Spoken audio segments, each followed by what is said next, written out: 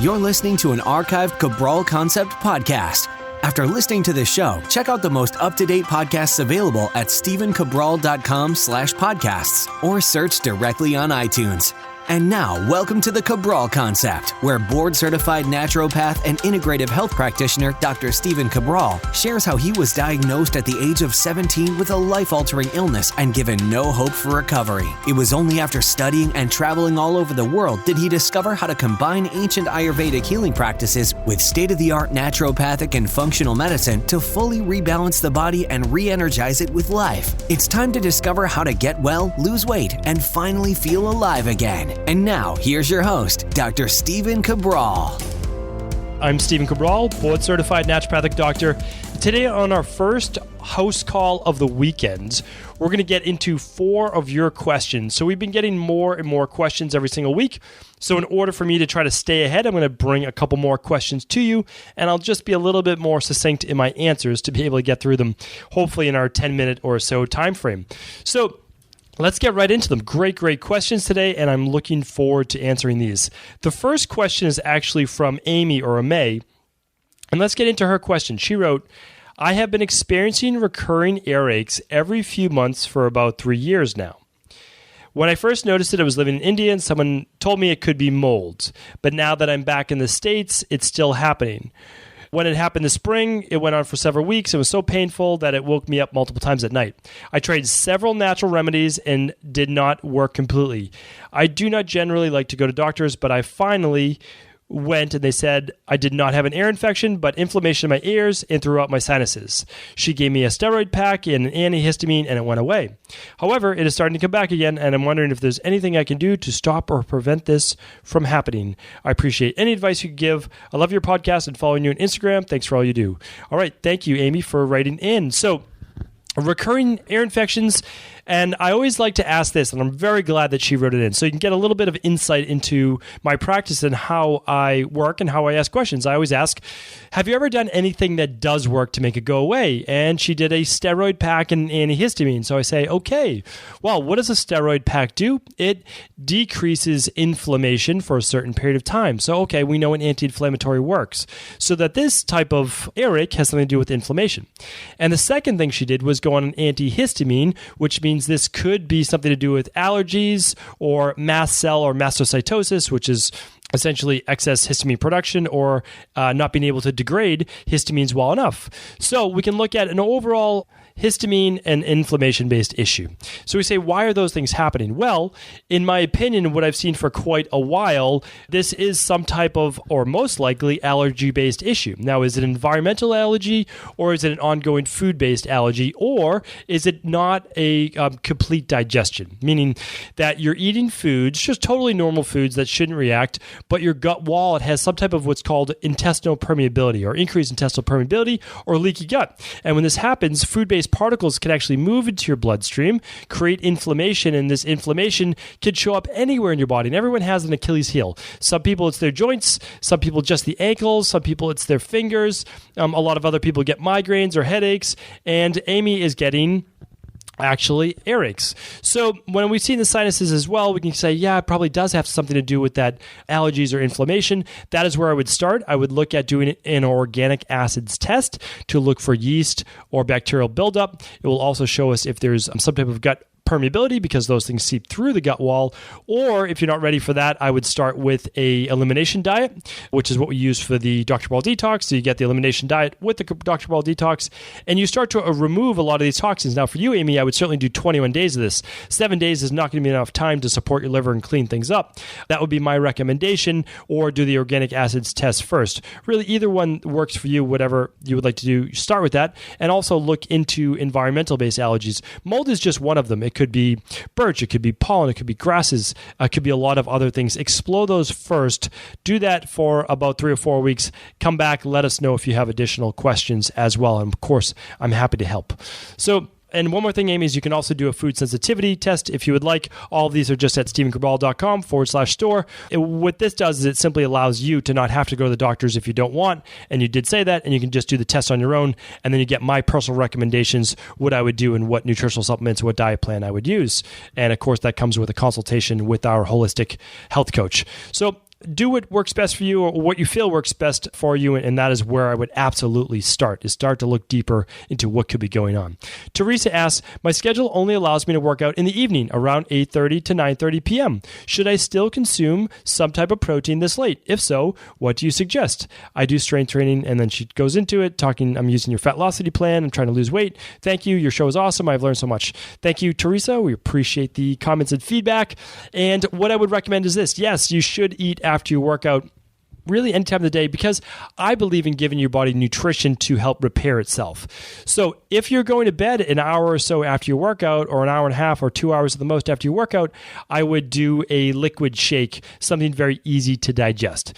Choose the protein of your choice, and then you can add in even a little bit of berries or fruit at that time to cut cortisol. Again, it's just going to be used to rebuild and replenish your body, not to add body fat, or just do the liquid all-in-one shake, no carbs with it, and then you give your body plenty of nutrition we need. We have a lot of people in your same position, Teresa, and what they do is they typically just do an all-in-one shake, 15 to 20 grams of protein directly after they work out, and includes their whole multivitamin mineral to help repair. And of course, that whole day they've been eating good food, so it's not like their body's lacking.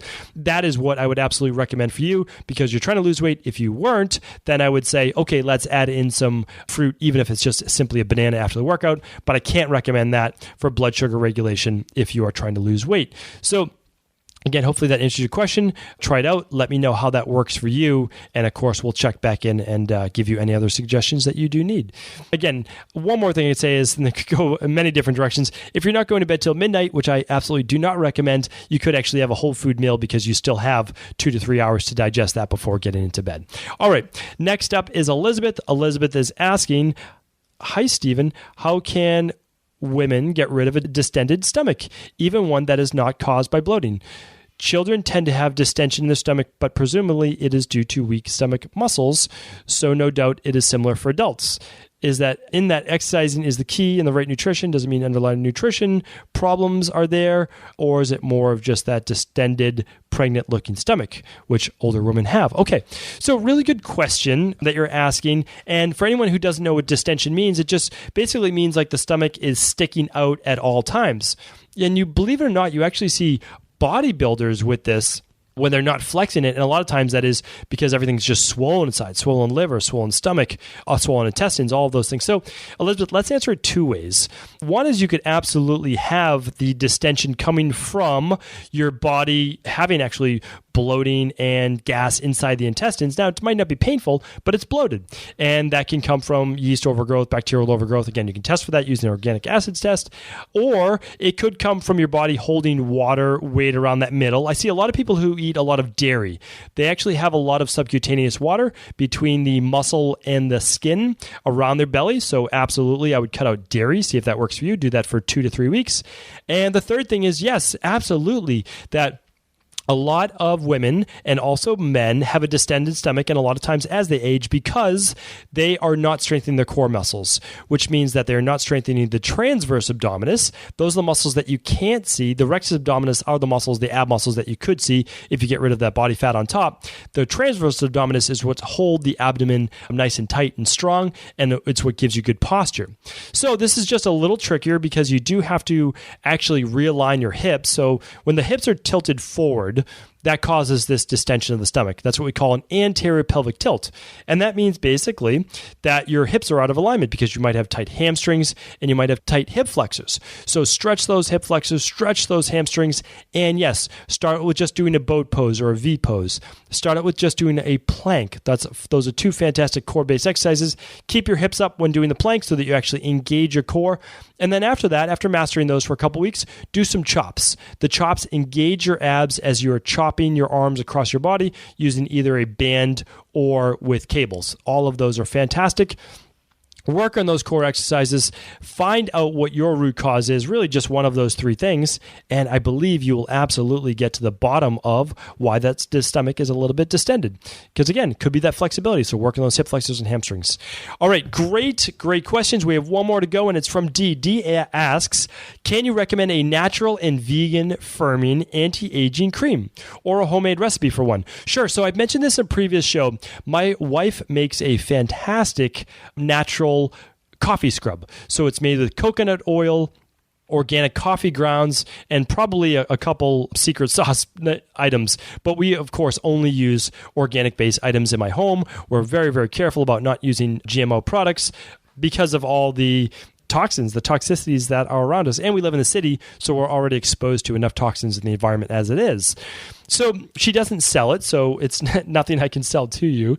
But where can you get them? Well, I'm going to link up one that I found on Amazon. Again, you have to be really careful ordering on Amazon because there's so many fake reviews, and so you have to be really careful. But there is one that looks like it's worth trying. So I'm going to link that up. It's called the Arabica Coffee Scrub. That is one that will absolutely help tone and firm up that skin a little bit from the caffeine, but also just making sure that there's good sea salt, and coconut oil works great. But I want you to look into other things as well. I'm not a big believer in creams with a lot of chemicals in them. We mainly only recommend oils, and a couple oils you might not know about are actually apricot kernel oil and carrot seed oil. So the carrot seed oil, and I would say namely the apricot kernel oil, not a lot of people know about. But what it does is helps regenerate the skin cells and actually improve collagen function. So this is just a great things to apply to your skin. But I want you to remember that great skin comes from the inside out, never from the outside in. And I repeat there, your great skin is never from anything that you apply to it. It's always from the inside out, which means using good juices and great detoxes, and then making sure that you get all your vitamins, like your B vitamins. Vitamin C is so crucial to your skin, making sure that you're digesting your protein well enough. All of these things are absolutely crucial to your own health. And of course, your skin is an outward appearance of your own internal health.